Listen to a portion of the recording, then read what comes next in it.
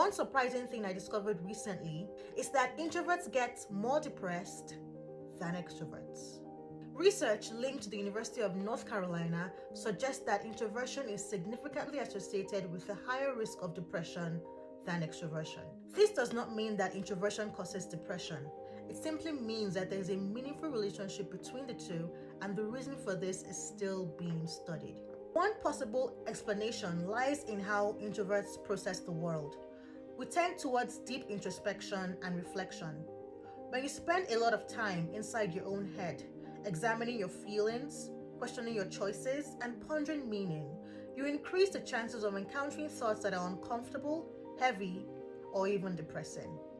Put differently, depression can easily occur when you're not afraid to sit alone and reflect on your life and the impact of your choices. Extroverts, on the other hand, often cope by staying busy through social interaction, constant activity, and entertainment. Another important factor is how introverts respond to challenges. When things get difficult, we often retreat inwards rather than reach out. And there's nothing inherently wrong with that. Solitude is how we think clearly, recharge, and solve problems. The challenge arises when you don't know when to step out. When you stay isolated even when you're stuck, overwhelmed, or not getting better. When I was in uni, I loved studying alone in my room, in comfortable clothes and on my bed, while my roommates loved to go to the big, large classrooms where there would be so many people reading at the same time.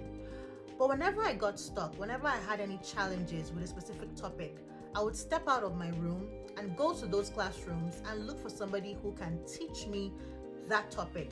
Once I understood it, I would go back into my quiet space and continue doing what I loved best. That balance mattered. Without it, I could have easily spiraled into deep frustration. Solitude and introspection are powerful tools, but like every strength, they have their limits.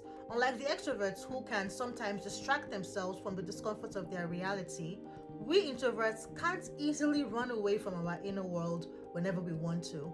And our inner world is not always gentle. So the skill you must master for better health and meaningful progress in your life isn't avoiding introspection.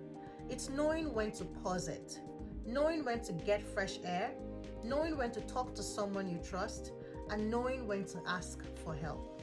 Introversion doesn't mean you have to carry everything alone. Notice when your reflection has turned into rumination and interrupt it. Reach out, change your environment, and ask for support. Strength isn't staying silent. Strength is knowing when to step out. Your fellow introvert here, cheering you on all the way.